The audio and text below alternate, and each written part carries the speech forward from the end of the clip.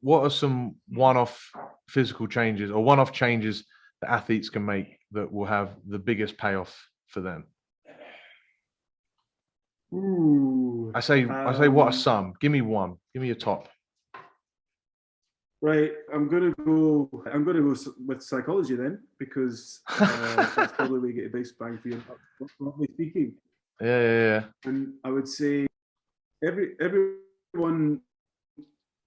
I mean, I'm going to make an assumption here in a wide statement, but you could probably look back 5 years, 3 years, 10 years ago, and be like, man, why was I doing that? I would be so much better here if I just did this action 10 years ago. Like they say, the best time to plant a tree was 20 years ago. The second best time is today. I think if you go through that process, thinking retrospectively, and then think, okay, what am I doing now, and what's my goal to be a better player or whatever. In 10 years' time, will I look back and think, man, why didn't I get up earlier to get to the gym to do that? Because I was a little bit tired in the here and now, or because I was too lazy, or insert whatever example. But I think the biggest change people could make is going, all right, I'm now 10 years older. Where am I?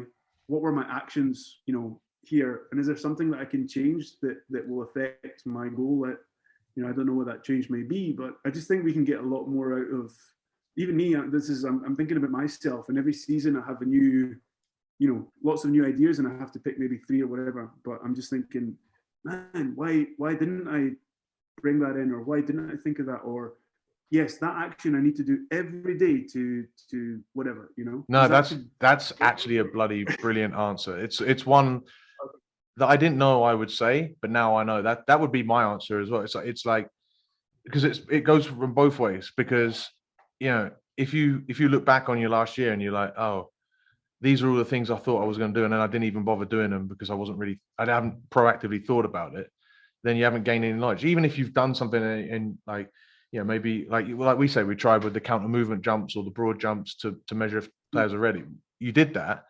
It didn't quite work, or what you said with your primary, you try it, and if it doesn't work, at least then you've got the data to say, okay, I'm not going to waste my time with that anymore. I'm going to do something else. But I think a lot of people like come at this from like a reactive standpoint. They just see stuff and then they just do it, and they see what other people are doing and they just copy it. Whereas if you take some time to, an initiative to write down exactly what it is, it doesn't, you don't have to get a book and a pen and paper and write it down. You can just put it on your notes, but and have it somewhere that you can remember it.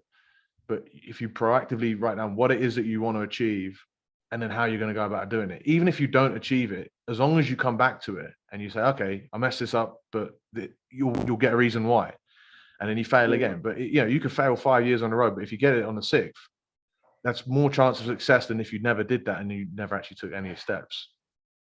Yeah, totally agreed. Thank you for giving me that answer, mate. All right, plug your socials and your website. How can people follow your YouTube, your Instagram, find out more about what you do? Because you do online coaching as well, right? Yes.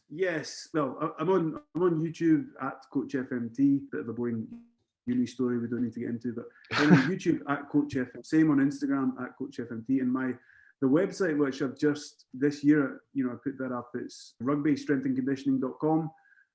There are a few blog posts that people might be interested in if they're looking at primers and want to know more. That's cool. And yeah, that's kind of it. We'll follow along with your stuff. Thanks for joining, mate. This has been a really good chat, and I thank you for giving me that answer for that last question, because I've asked it to a few people, and now that's like, oh yeah, that's the exact change. So it's good stuff. Nice, man. It's been fun.